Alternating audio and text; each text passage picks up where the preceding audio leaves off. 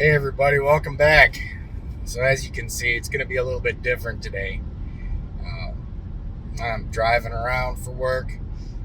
For those of you that don't know, my day job is do GPS mapping for new natural gas services and mains and things like that.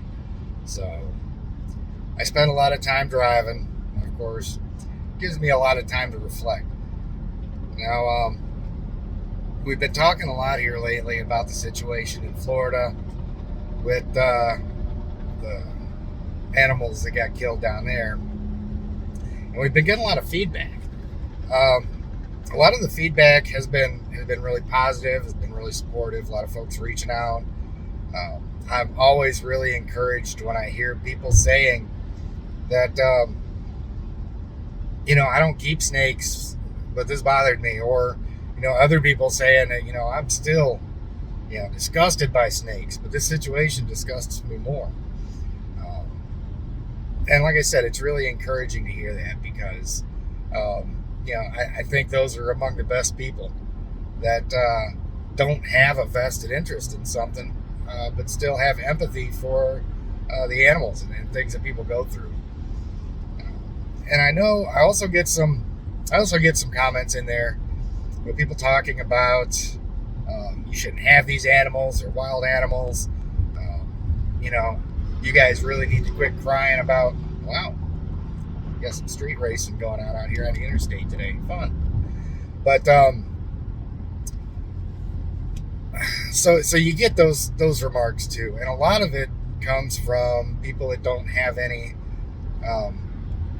real knowledge about reptiles, but they still have a concern for the environment and so forth. And I really, to a big degree, I can't fault those folks. If you're not familiar with reptiles and all you hear about is how bad they are and how they're destroying everything, then of course, that's a reasonable position to hold. But I think today a good thing to talk about is going to be geared towards the non-reptile keepers, the people that aren't familiar with them, because those are the folks that we look to reach out to with our educational programs and things like that. So a big hot topic, of course, is invasive species, and I think we've got to be able to define these things before we talk about them and understand what they actually are. Now, an invasive species is a non-native species of plant or animal that has established a breeding population in an area where it's not naturally found. So, to illustrate that point, of course, what we're talking about down in the Everglades with the Burmese pythons, those are not native to Florida.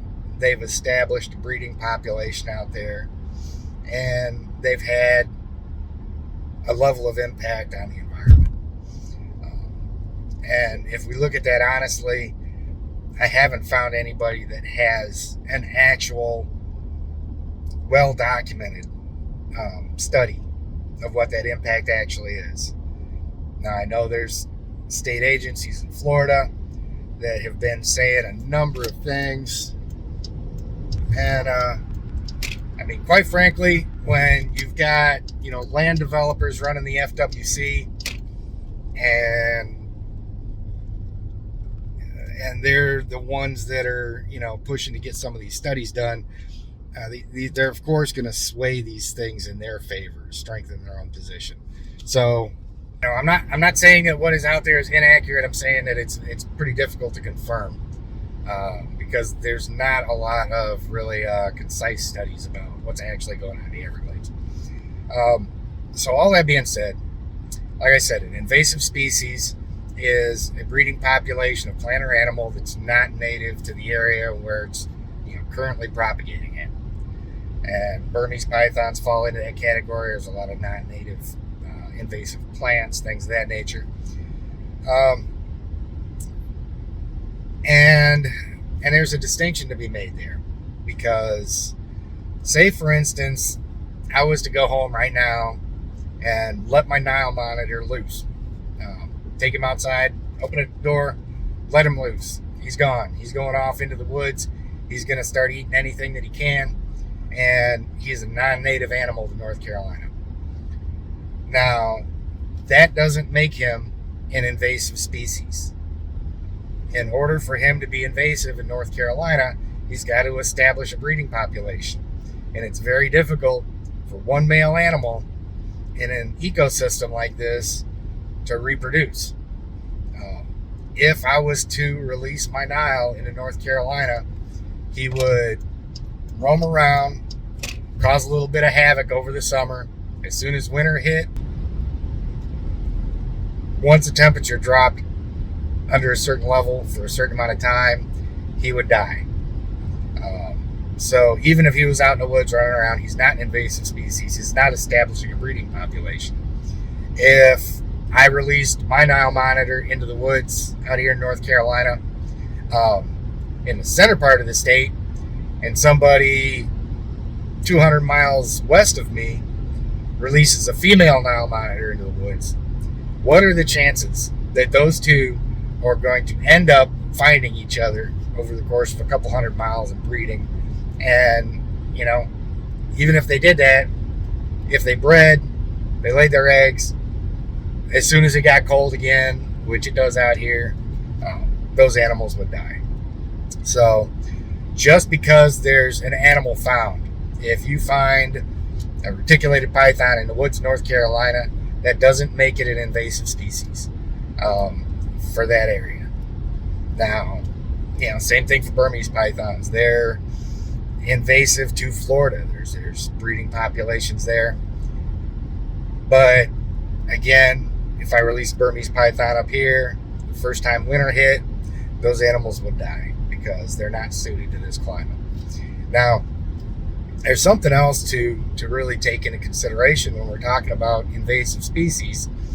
And a lot of things that we hear is, well, it's because people are releasing their pets into the wild. And if you guys wouldn't release your exotic pets, we wouldn't have this problem in the first place. And they wouldn't be destroying the Everglades. My first response to that, my knee-jerk response to that is, okay, well, how many times have you called the land developers down there? Because they have destroyed the Everglades a lot more than any animal has. So if you're concerned, if you're being intellectually honest with yourself, if your concern is for the ecosystem of the Everglades, there's actually bigger threats out there. So that's one point to make. The other point to make is, if it's the exotic pet community releasing these animals into the wild, there are a number of pets that are just as common, if not more so, than Burmese pythons are. There's reticulated pythons, anacondas, boas, many different species of boas. Some people keep venomous snakes down there. There's all manner of different animals that are kept as pets. And why are those not establishing invasive populations down there?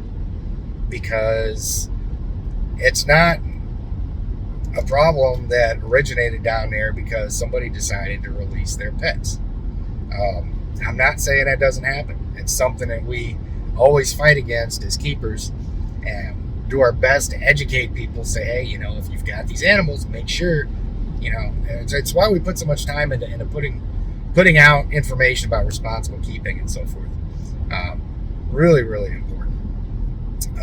So we understand the importance of it, but it's also intellectually dishonest to overstate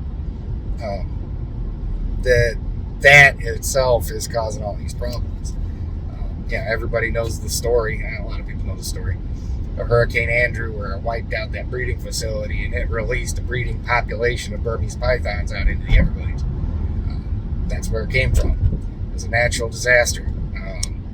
I don't know how responsible you need to be in order to stop a hurricane, but if anybody finds that out, please let me know.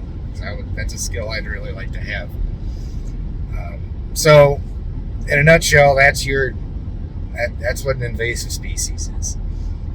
Now, I've got Burmese pythons at home. I have one that I had gotten almost fresh out of the egg. And I had to actually feed this animal for the first couple months that I had her because she refused to eat. She wouldn't open her mouth for any reasons.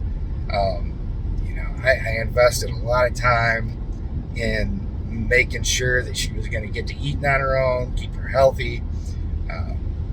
And now, a couple years later, she's doing really well. It's a really well socialized animal. And this kind of goes to the point that you hear somebody talking about, well, they're wild animals and you shouldn't keep wild animals. A wild animal is something that you find out in the wild.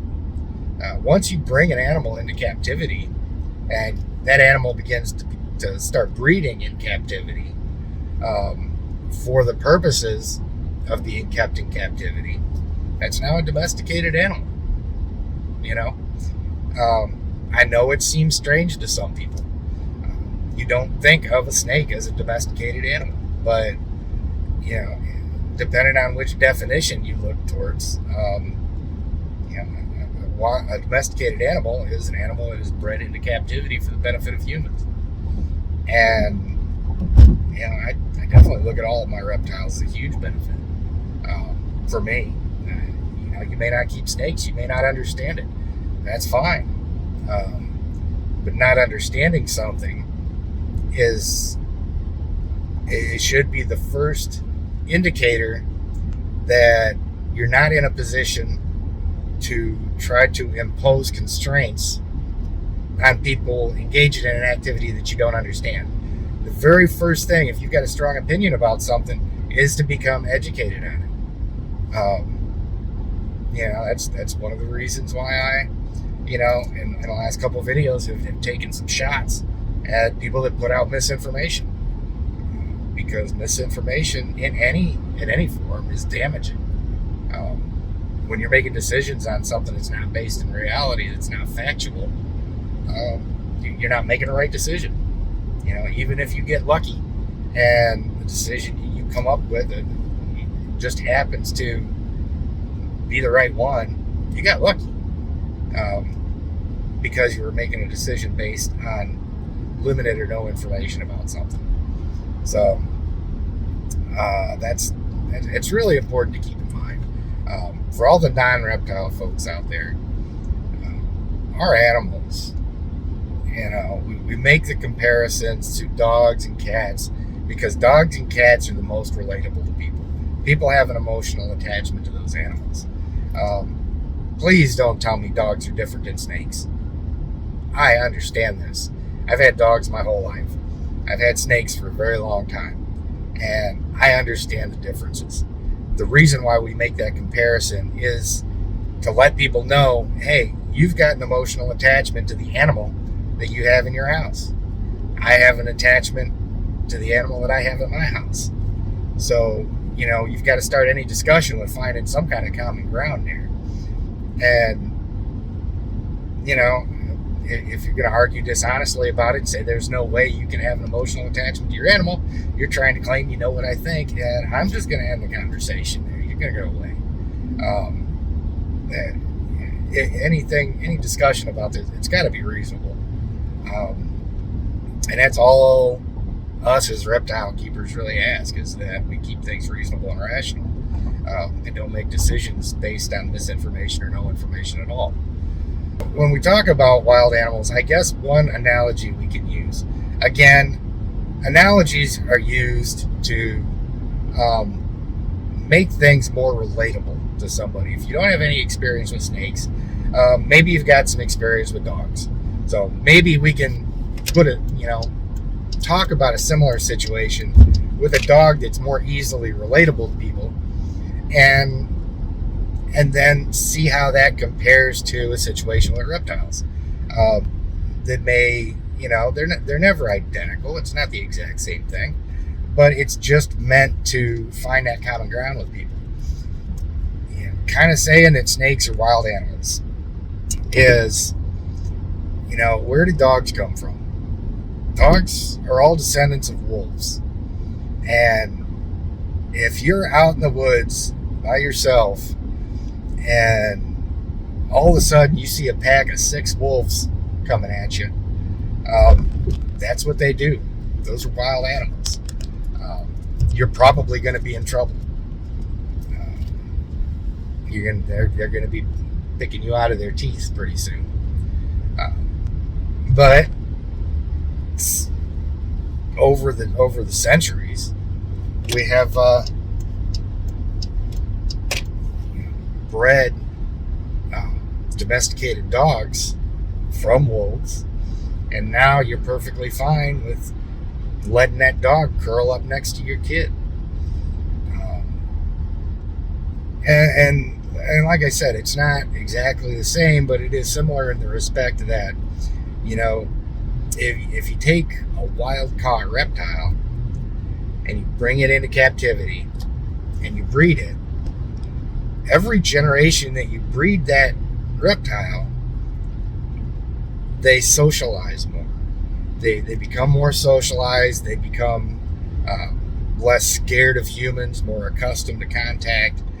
They become less dangerous. They become domesticated. So they're no longer wild animals. A lot of these animals, if you try to release them into the wild, would die because they're not equipped for that. You can talk about it being cruel bringing animals into captivity, but again, if you're going to have that discussion, you've got to learn about the benefits of keeping animals in captivity as well. A really good example of one benefit of keeping animals in captivity is the crested gecko, eyelash geckos. They're only found in an island off of Australia, and they were thought to be extinct in the 90s. They were found. They found some that were still thriving there. Captive breeding program started, and now crested geckos are one of the most commonly kept reptiles. There's thousands and thousands of them. The captive breeding and captive keepers have pulled those out of extinction, essentially. And at the rate that humans are destroying the habitats of a lot of these animals, we're not caretaking our environment, guys. We're really not. The habitats for these animals are shrinking.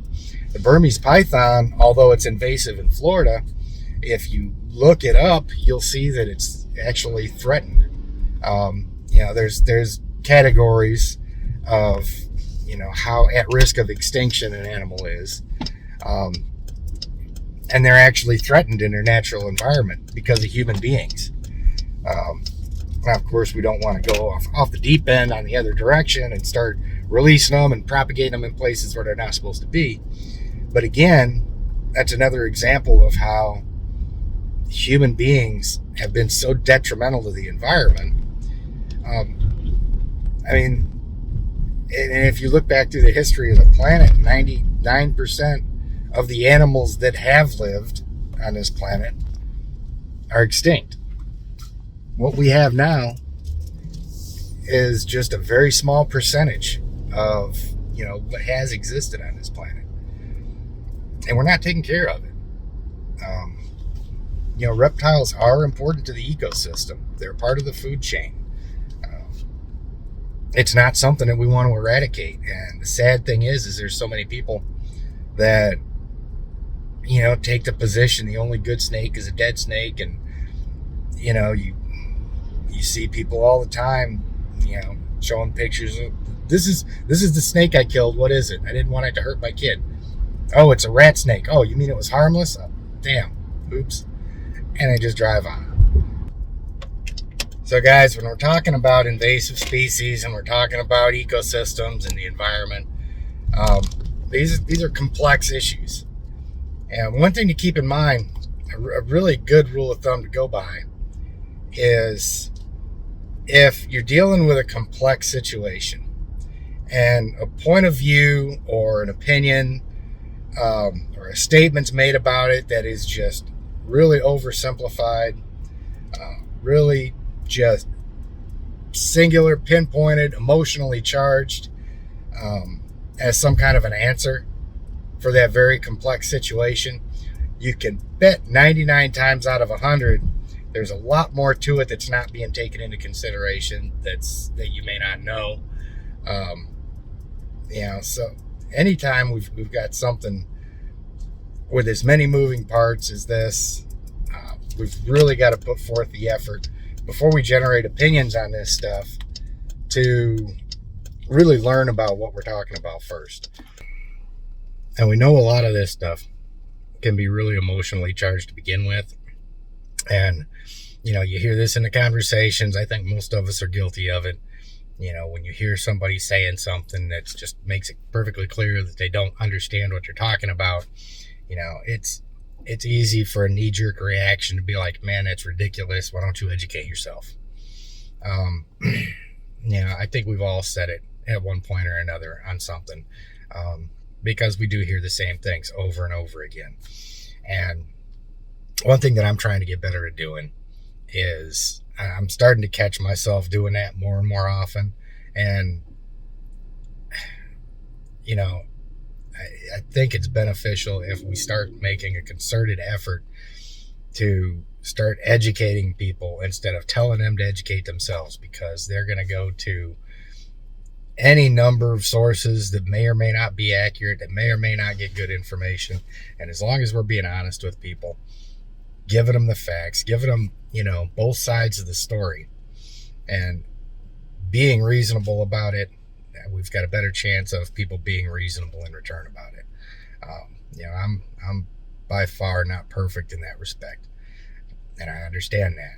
And it's something that I've been slowly working on over the years, is slowing down those knee-jerk reactions, because I can be a little pointed sometimes. I get that.